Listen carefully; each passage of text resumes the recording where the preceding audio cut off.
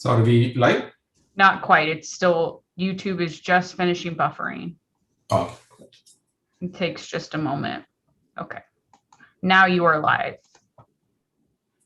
good afternoon, everybody. Welcome to City Policy Committee meeting of May 26, 2021. I'm calling the meeting to order at 4:01 p.m. Madam Clerk, please go ahead and read meeting procedures. Thank you. The procedures adopted for this meeting meet or exceed the standards set forth in the Gavin Newsom's Order N-25-20, which allows public meetings like this one to be held by teleconference to help prevent the spread of COVID-19. At this time, I will conduct roll call and would ask that the chair to recognize me afterwards to confirm certain matters for the record. Chair Veros. Here. Vice Chair Armstrong. Here. Thank you. Based on the responses to roll call, the record should reflect that all committee members can hear the proceedings clearly. If there are no objections, the record will further reflect that each committee member believes, based on voice or facial recognition or otherwise, that the persons representing themselves to be council members are in fact council members.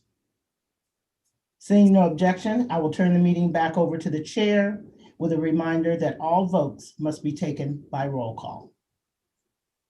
Thank you. So item number 2, public comment or written communication. At this time, members of public are encouraged to address the policy committee on any item not already included in tonight's agenda. Members of public who are participating via Zoom will have the opportunity to make comments to the policy committee live through the Zoom application. Comments should not exceed 3 minutes. No committee action can be taken at this meeting on issues raised during public comment, whether submitted by email or Zoom. To comment, please click the raise your hand button or *9 on your telephone to request to speak. When it is your turn, you will be unmuted to make your comments for up to 3 minutes. After the allotted time, you will then be remuted. Written comments submitted were provided to the committee prior to the start of this meeting and made a part of the public record. Written public comment will no longer be read aloud during the meeting. Public comment is now open. Madam Clerk, any public comment, please? At this time, there are no requests for public comment. Thank you. Then we go ahead and close the public comment. With that, I'm going to item number 3, approval of minutes. 3.1, Policy Committee regular meeting, April 28, 2021, 4 p.m. Vice Chair Armstrong, any feedback? No, I'll move to approve the minutes in item 3.1 of the Policy Committee regular meeting, April 28th, 2021. I second it. Moved and second. Any further discussion? I don't see You have a roll call vote. Please go ahead. So you have before you the minutes of the Policy Committee regular meeting of April 28th for your approval and amendment. Chair Veros, Yes. Vice Chair Armstrong, Yes. thank you. Thank you. Item 4, unfinished business, the none. Item 5, new business. Item 5.1, Bollinger Canyon Road fence and remainder parcels, presented by Engineering Division Manager Robin Bartlett. Good afternoon, Policy Committee. I'd just like to share my screen here. Hopefully you can all see that. Yeah. Map, all right. So this is really an old issue that has come back to the fore recently due to some deteriorating conditions out along Bollinger Canyon Road and from some calls and complaints we've had from a couple of residents that relate back to the condition. So what has been happening out there is a old fence that's a wood fence with brick pilasters And it has been deteriorating over time. That fence was originally put up with the subdivision back in the early 1970s and has been subject to various maintenance.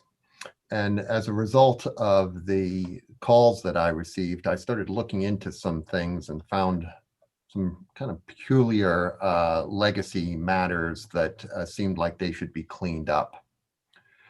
So looking at this issue, the problem is a lot more complicated than just a simple fence. As I mentioned, the fence was constructed by the developer, and there's similar fences on both sides of the road in various areas, and those are all clearly the responsibility of the HOA.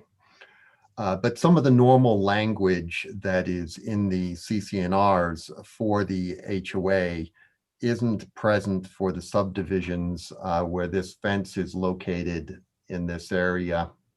This is, to give a little bit of perspective, I can zoom out. So the old city offices are just up here, and this is Dos Rios and Marsh Drive right in here along Bollinger Canyon Road. And the fence in question is really running along here. So we look back at the final maps and other documents and had a surveyor come out, and we determined that a good amount of this fence, particularly in this area, is pretty clearly located on private property and is therefore not something that should be the city's responsibility to maintain. However, there's some other areas where this fence line shown in red is adjacent to these dark green areas. That's where the city's right-of-way is behind the fence. And so even though it appeared that the intent was that the fence be private property concerned, the matter becomes somewhat blurred because of that property line. In some areas, the property owners are clearly using that fence as their back property yard fence. But in some areas they're not, and there's a secondary layer of fence. So that's one of the main issues here. What should the city do with this fence? And what should we do with regard to this property that is essentially useless and abuts Bollinger Canyon Road? There's then a second issue that became apparent in this review of the final maps, in which we've also received a number of complaints about, and that's with regard to this area in dark blue. These are what is commonly referred to as remainder parcels, meaning that it wasn't clearly delineated as a private parcel to be sold as part of the subdivision. And these remainder parcels were offered on the final map to Contra Costa County or its successor. Unfortunately, Contra Costa County tended to have a habit of not accepting or rejecting these offers. So they tend to sit out there in limbo until somebody comes along for some reason and accepts them. In this case, that could potentially be the city of San Ramon as the successor agency accepting those parcels for ownership. Unfortunately, it's not clear that DeMay construction even exists anymore. Therefore, the city may be liable for the maintenance of these parcels, even if we don't accept them.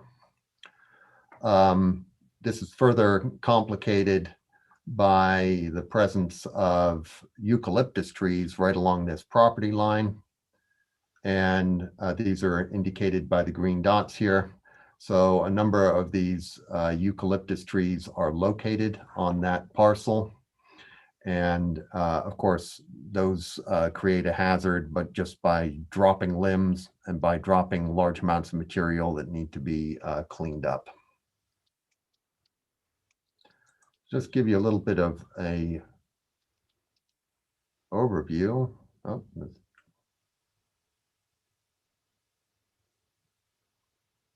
give you a sense of what this fence looks like.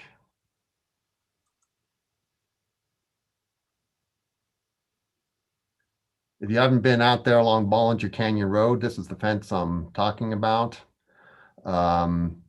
This particular parcel is actually in the area where the city right-of-way was particularly wide and it was in particularly bad concern. So since this photo has been taken, we just removed the timber section.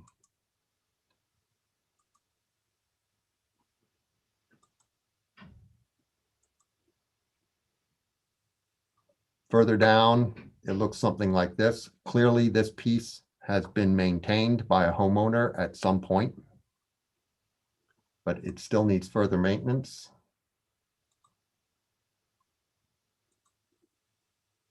This area that I'm showing you here is actually adjacent to HOA maintained parcel. So the HOA itself has some maintenance issues here. Further to the south,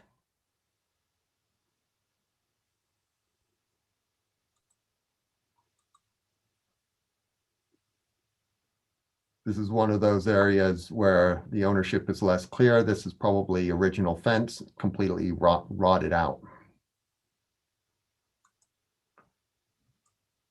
And to give you a sense of what those remainder parcels look like.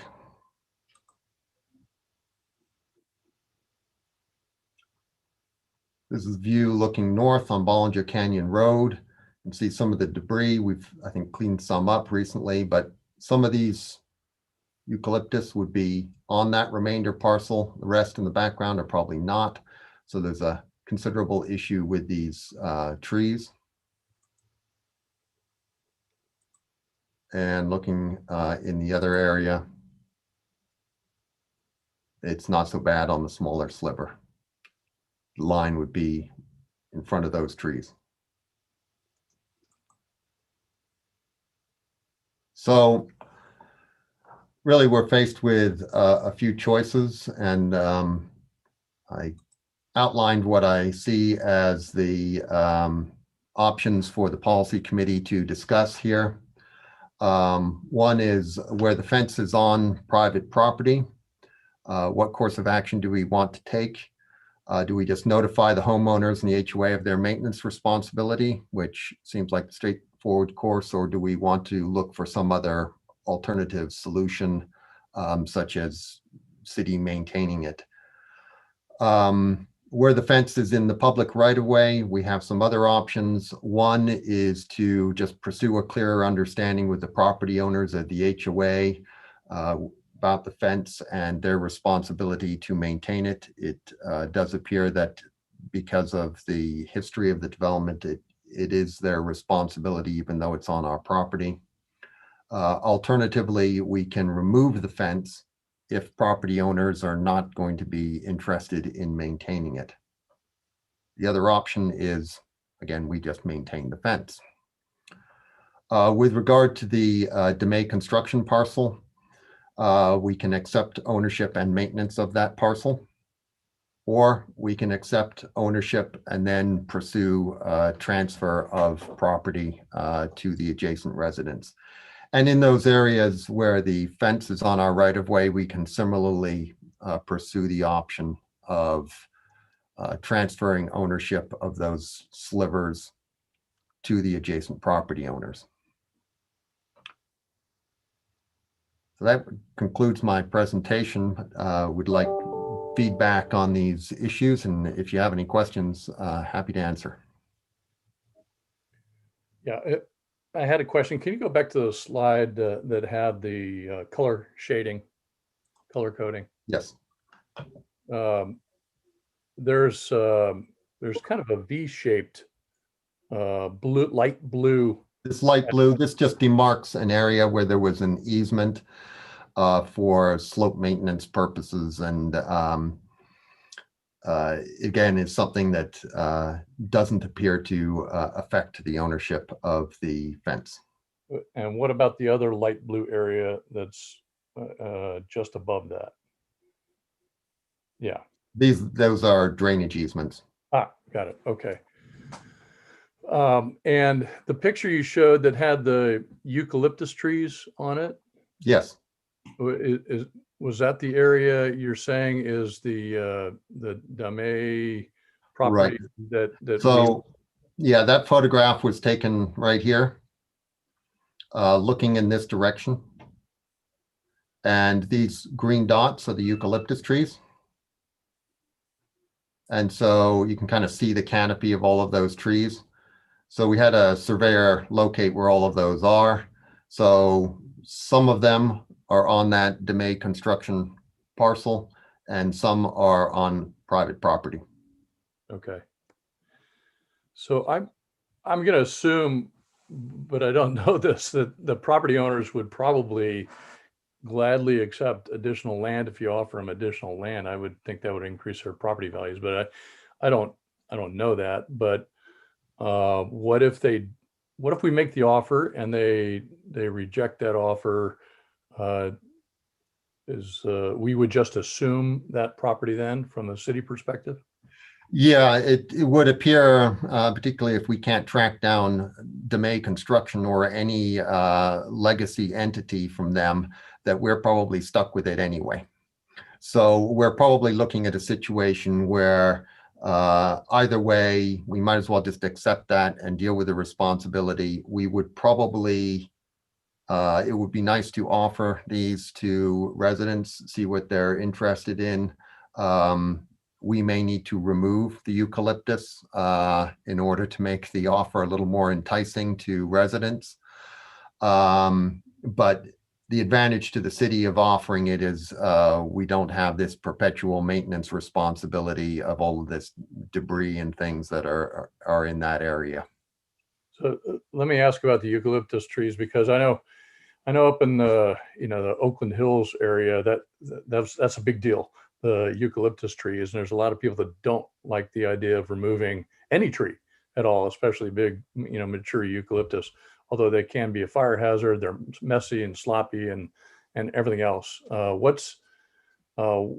is the real reason why we would want to remove those trees? Well, and I actually live in the Oakland Hills and am aware of that situation. And you're right. There's some people who discount the hazards of those trees and are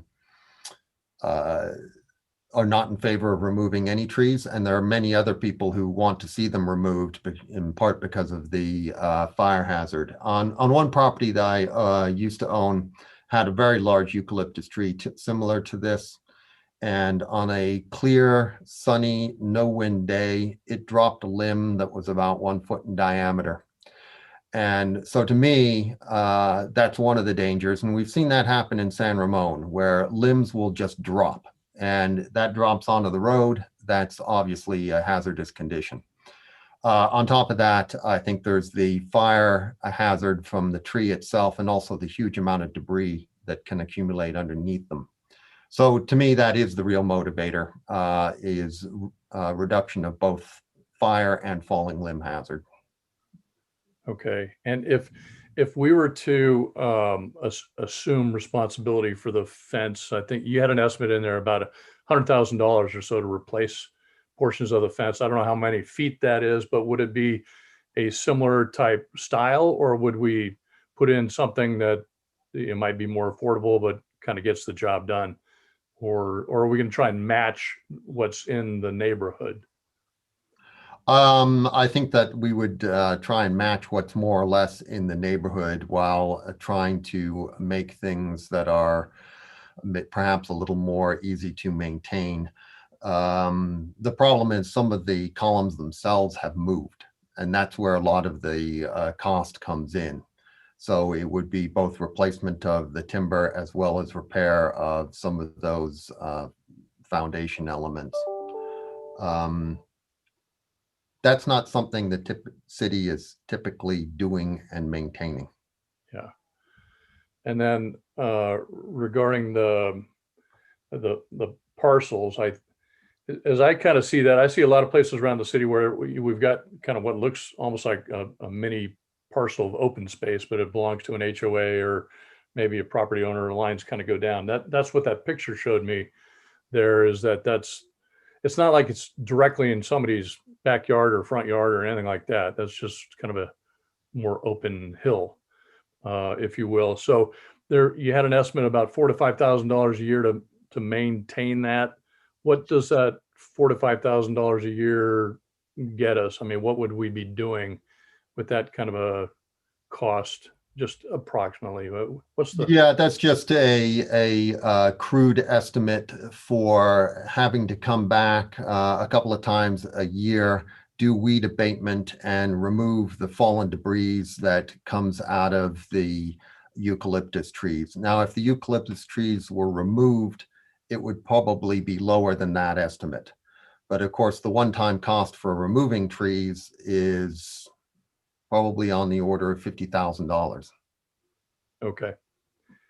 Okay. You know, there's a lot of staff reports where I can just kind of read it and kind of understand, just get ready to, you know, make a recommendation or make a decision or something like that. This one was a little bit tricky. Yeah. So I appreciate those explanations. I think the rest of what I need to think about would kind of go in line with your overall recommendations at the end, or the options at the end. But I don't have any more questions, and I'd like to hear the chair's questions first, and then we can maybe go back to that slide, perhaps for further discussion. Thanks, Vice Chair Armstrong. So Robin, did we communicate about this in the past, or in right in this present with any of the homeowners or HOA regarding this matter? Or is this the first time we're coming up into this? I've had limited communications with a couple of residents who are concerned about issues and have not directly approached the HOA with regard to it. I wanted to hear what the committee was going to say and what the committee's opinion was. A lot of times the HOAs like to search out any options for not expending funds. So that's thanks, Mark, for all the questions. I think you pretty much covered most of my questions. Okay, with that, I'll open a public comment. Public comment is now open. To comment, please click the raise your hand button or *9 on your telephone to request to speak. When it is your turn, you will be unmuted to make your comment for up to 3 minutes. After the allotted time, you will then be remuted. Written comments submitted were provided to the committee prior to the start of this meeting and made a part of the public record. Written public comment will no longer be read aloud during the meeting. Madam Clerk, anybody for public comment? There are no requests to speak for item 5.1. Thank you. Then we go ahead and close the public comment. Vice Chair Armstrong, please go ahead with your recommendation or conversation on this. Yeah. Robin, thanks for putting that back up. I think with respect to the item A there, where the fence is on a private property, I think notifying the homeowners of the HOA of their maintenance responsibility is the way to go on that. And just, you've done the survey.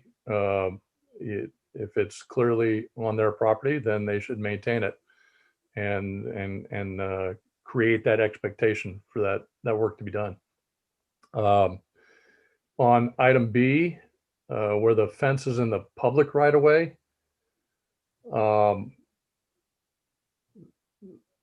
that's a little trickier.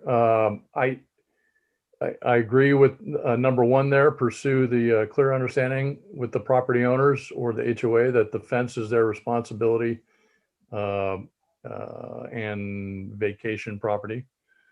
And item 1B, remove the fence if the property owners are not interested in maintenance. Regarding the Dame parcel, that's a tough one. I generally, my thought would be, don't give up any property. Don't give up any city property. It's our property. Or,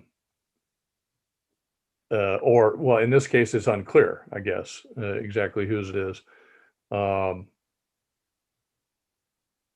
And just to be clear on that, while there's in some certain sense, it may be in limbo now, it can easily become ours through council action. Yeah.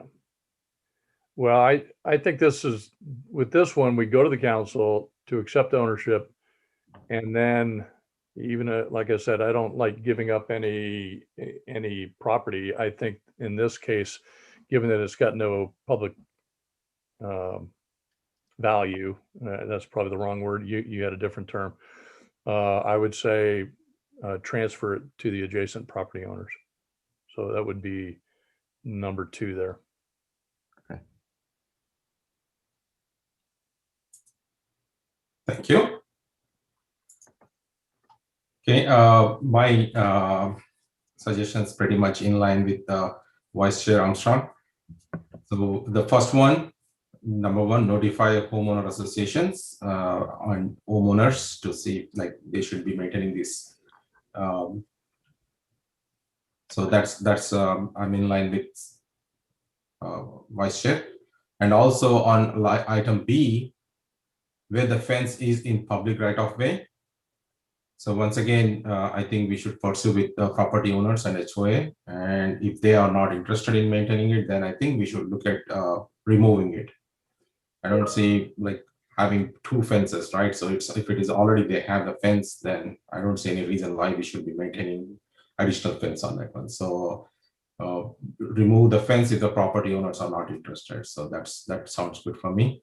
And on C, so accept ownership and maintenance. You already mentioned about the cost that will be for maintaining. Robin, could you please repeat how much we'll be spending on that? Well, the crude estimate for maintaining it in its current condition is on the order of $4,000 to $5,000 per year.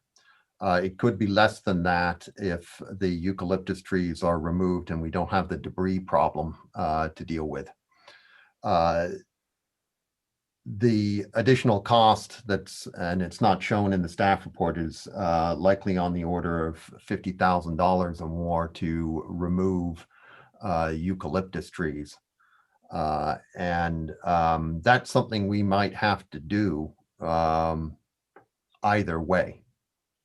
Oh, okay. Either you want to entice the Right. I mean, I don't know that a homeowner would want to take it with eucalyptus trees on it. On the other hand, those homeowners already have substantial eucalyptus trees on their property, and they may see it as something either not of concern, or maybe they like them as a barrier.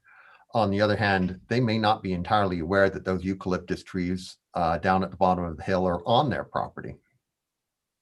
Okay. So in that case, I I know think. what I'll encounter when I talk to the residents.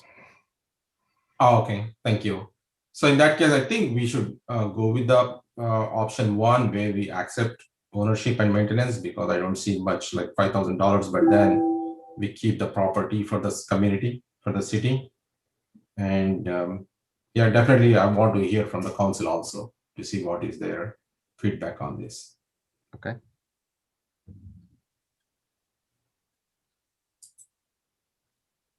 And of course, the acceptances will have to go to council, so that would be can be brought up at that time. Sounds good. Okay. Chair Veros, what was your position on the 3rd item? I'm sorry, say that again. The Number 1, accept ownership and maintenance. So okay. the property. Okay. Yeah, I think my biggest thoughts that kind of come to mind initially are 1, potential liability, and 2, cost, and then I guess 3, giving up city property. But so But it doesn't seem to have much, it seems to be narrow enough and not have enough public, again, value. Use a different term, whatever the legal term is, somewhere in the staff report. But to me, it makes it almost insignificant. So anyway, that's all I've got. Yeah, especially I'm looking at it like $5,000 per or less than that per year. And even if we want to hand over to or give it to property owners, we need to cut down all the eucalyptus and then we need to pay that expense in any case, right? So rather we clean it up and maintain that like less than $5,000 per year and keep the property for the city. Maybe at one point we can make a decision whether we want to continue or at this point, I think it is good idea to keep within the city. Yeah, and I would suggest, given the feedback I've already gotten, that as I move towards a council item for acceptance of these parcels, that I could be in contact with those few residents that are there and find out what their interest is. It may make a difference between if they're willing to take it with the trees on it, then it will likely save us a lot of money. Oh yeah, that's a On the good other idea. hand, if they're not, then that may affect what the council wants to do. Through That's the chair, I have one other bit of information, and I don't recall whether Robin and I spoke about this, but as I'm looking through the Code of Civil Procedure, there is a provision about conclusive presumption of non-acceptance, and I'm going to ask Robin if I could just how long ago this dedication took place? When was the map filed? 72. Oh, so quite some time ago.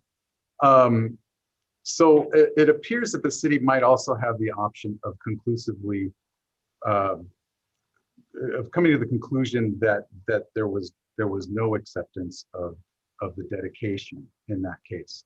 So if we were to, but the real question then would be, well, then who owns the property? Logically, it would go to the individual property owners. But as you know, as Robin was saying, if it's back to DMA, there is no DMA.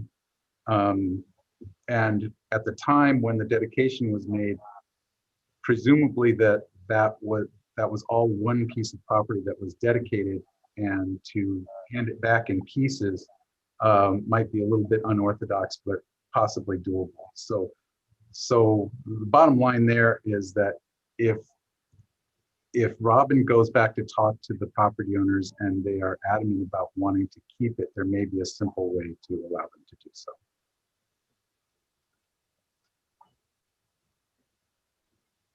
so just to understand, if the property owners want to keep it, so we don't have to do anything on that, right? So we can just transfer that to them, or do we still need to do? Yes, and I'm basing this on one quick reading of the Code of Civil Procedure. So I would want to look into a little bit further, especially about the question of whether we can hand it back to property owners in pieces without doing any kind of complex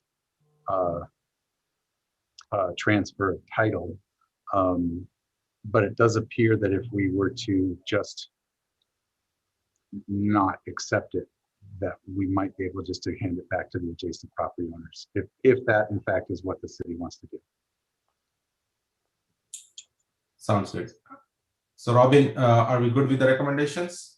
Yes, and I will confer with the city attorney before talking to the homeowners a little more and see if they have any interests, and then bring appropriate items to the council. That's great. Thank you. Great, thank you. Okay, with that, next item, 5.2, amending the Sandra Flirt Insurance Program Ordinance, City of Sandra Municipal Code Division C4, Chapter 4, presented by Shane, Associate Engineer. Yeah, may I also share my screen here?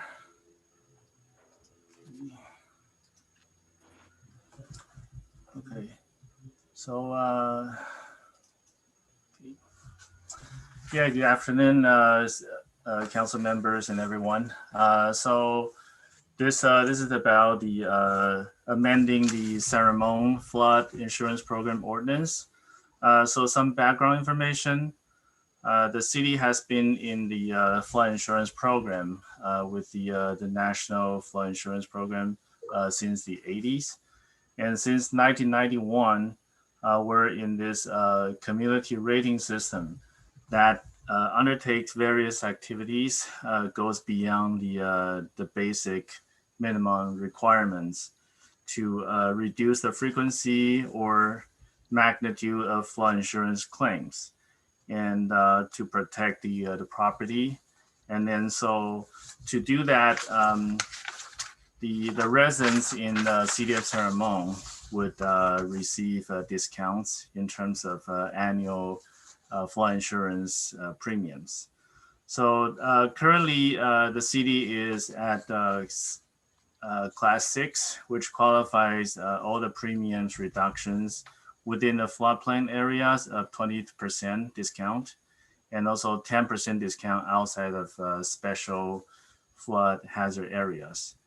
And so merely there are 22 existing flood insurance policies within the floodplains on an average of $1,510 per year, and also 40 policies outside the floodplain areas. And the average annual premium is $482. And so to maintain this CRS status, every year there is a recertification process. And also every 5 years, there is a cycle visit from the FEMA to go over all the activities and class prerequisites.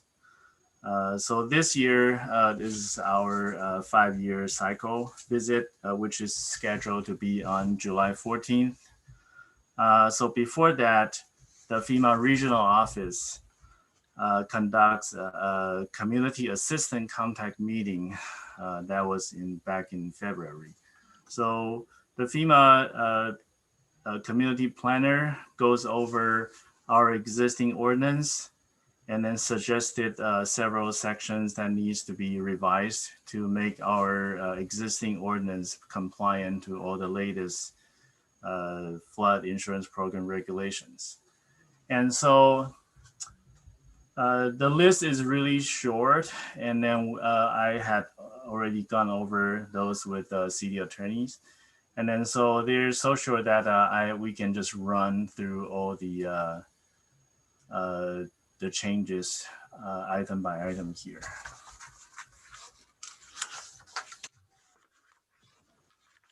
Okay. And so as you can see on the screen, our flood insurance program ordinance, that is Division C4 Land Development, Chapter 4. The first change is to add a definition for existing manufactured home park or subdivision. This was just missing from our existing ordinance, but Ceremony, as I've noted, doesn't have any manufactured home park or subdivision. So you're just adding a definition here. Following that, there is a statutory authority section. There is a severability sections. I think those are kind of formality to add in here. But I think similar language are also existing in our other ordinances.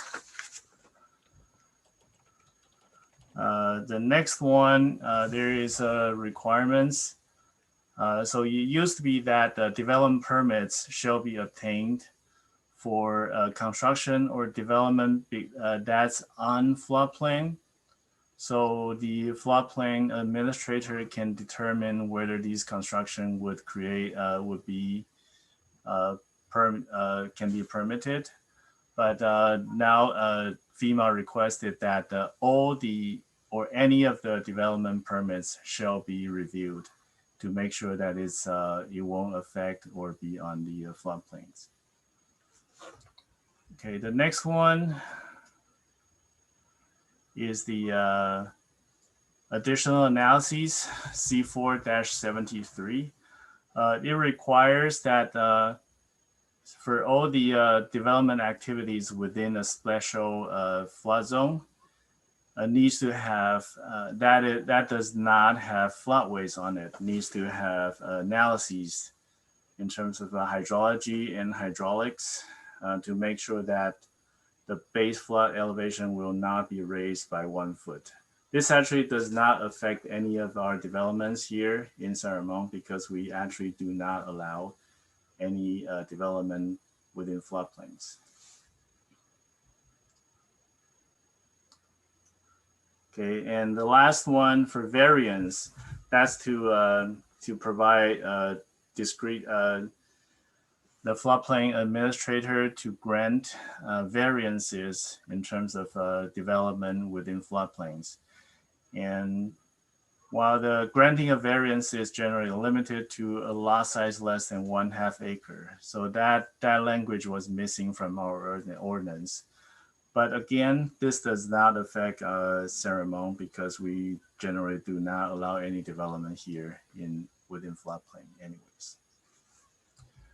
So as a conclusion, we after discussion with city attorneys, we think these changes are minor and they should be acceptable, and they should not affect any development in the future or impact any of the residents currently within the floodplain or around the floodplains. So our recommendation is to introduce the ordinance changes in the next council meeting to start the process of revising the floodplain ordinance. Thank you, Shane. Yes. Vice Chair Armstrong, any questions? I see this as mostly administrative changes, but I guess the only the question I had was regarding the steps following approval. If the next verification cycle is on the 14th of July, is our adoption of the ordinance on the 27th of July going to create some kind of a hiccup there where we're adopting after the verification? Well, yeah, the requirements in the cycle visit is that either we need to pass and adopt these changes before the meeting, or we have to prove that we're doing our best to get it through. So as long as we can get it to the city council meeting for the introduction on June 8th, I already talked with the FEMA planner, and then they said it disqualifies us to show our city's effort. Okay, that was the only question I had. Thank you. Thanks. Thank you. I don't have any questions. So at this point, I'll be open for public comment. Public comment is open now. To comment, please click raise your hand button or *9 on your telephone to request to speak.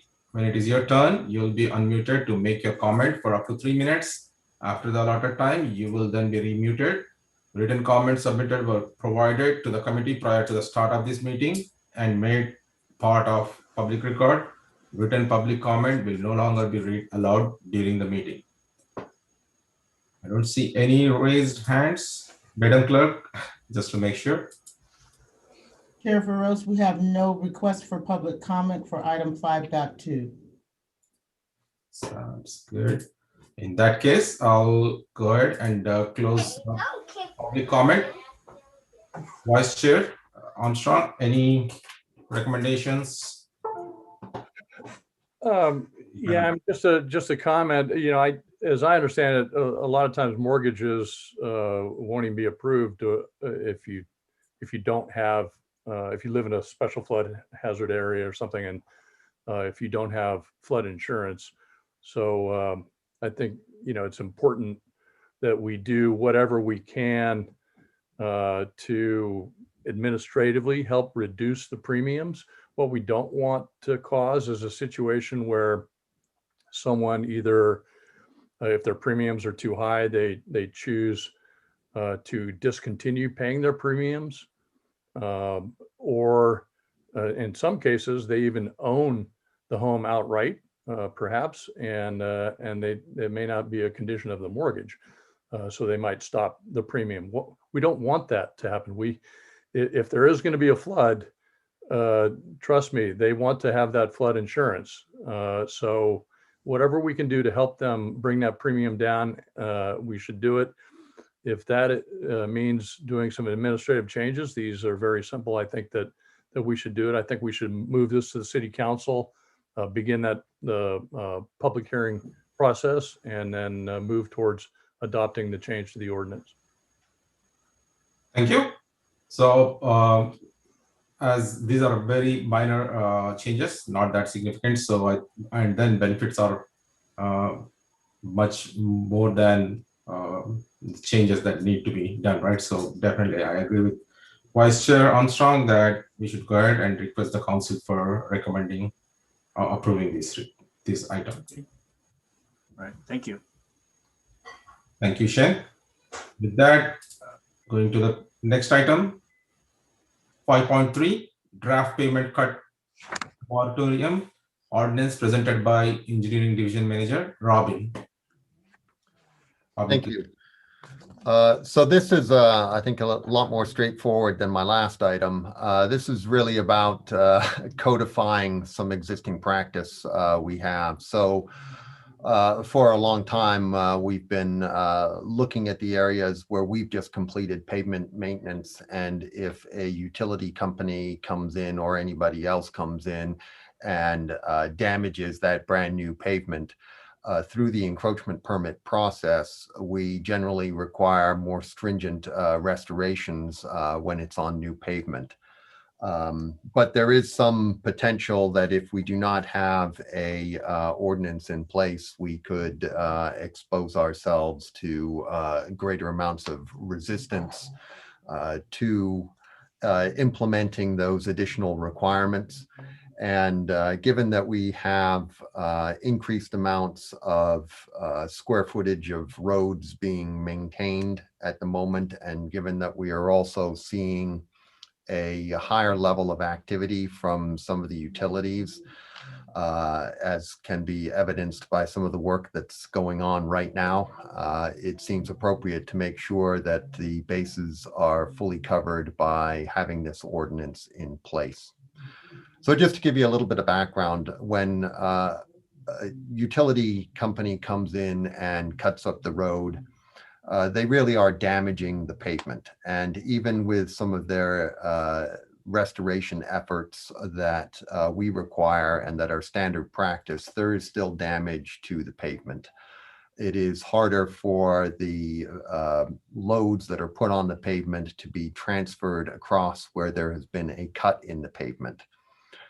In addition, the cracks tend to generate where that cut is. That lets moisture in. The moisture can then damage the subgrade. Similarly, the act of cutting the trench can result in relaxation and movement of the soil on the trench wall, which then undermines the support for the pavement above. You can have settlement of the materials that are used to backfill the trench.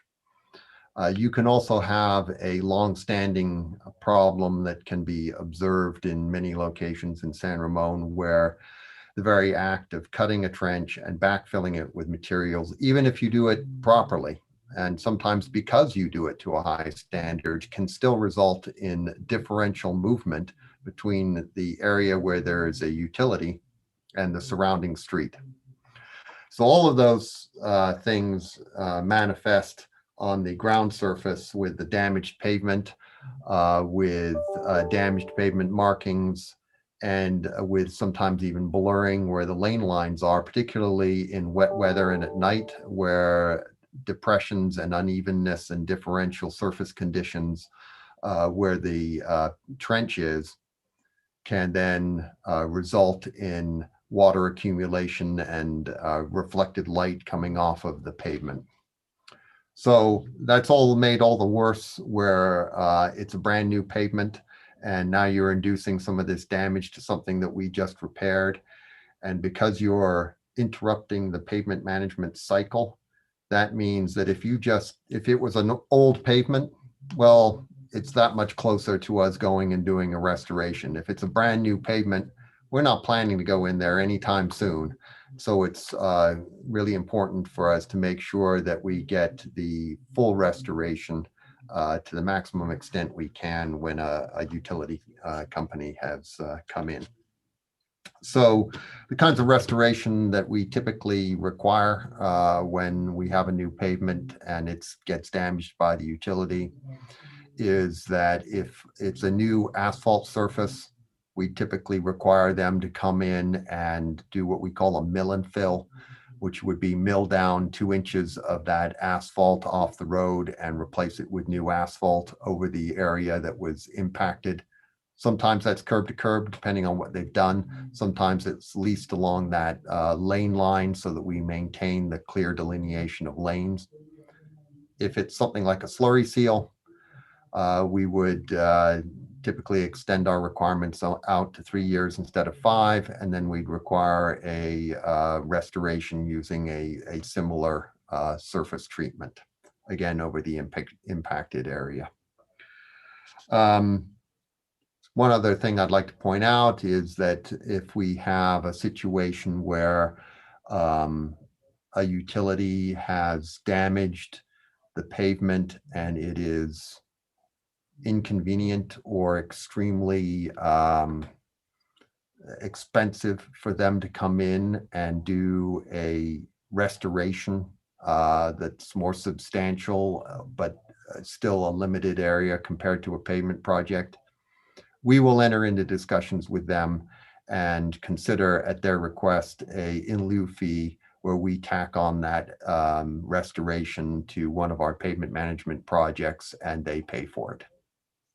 And we see all of this playing out right now where PG&E has come in and done extensive work in an area that we just paved 2 years ago. And they have agreed to pay for us to do the restoration in that area, which will be part of our pavement management 2021 project. Thank you. Vice Chair Armstrong, any questions? No, I have no questions. This was clearer than the last one. Thank you. Okay, with that, public comment is open now. To comment, please click the raise your hand button or *9 on your telephone to request to speak. When it is your turn, you will be unmuted to make your comment for up to 3 minutes. After the allotted time, you will then be remuted. Written comments submitted were provided to the committee prior to the start of this meeting and made a part of the public record. Written public comment will no longer be read aloud during the meeting. I don't see any hands raised. Okay, I'll close the public comment at this time. So Vice Chair Armstrong, please provide your recommendations to the staff. I think this makes sense. I think we ought to, get an ordinance in place to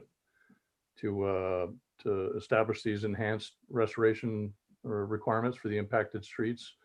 I think we ought to move forward with the public hearing process and get it to City Council to adopt the ordinance change or the ordinance. So I concur with the steps following approval as indicated in the packet. Thank you. And I agree with this Vice Chair Armstrong. Once again, we spend like millions of dollars on paving these roads and streets, and then it really is companies coming behind, and then they spend like few $1,000s, but then again, in turn, we end up paying so much money fixing those things, right? So it makes like for me, this is no brainer, right? It's pretty much straightforward for us to recommend City Council to move forward with these recommendations. Thank you. Thank you. Perfect. With that, I think will be on item 6, policy committee comments. Any comments, Vice Chair? No, I've got nothing further to add. Okay, with that, then we will adjourn this call. Thank you very much. Have a good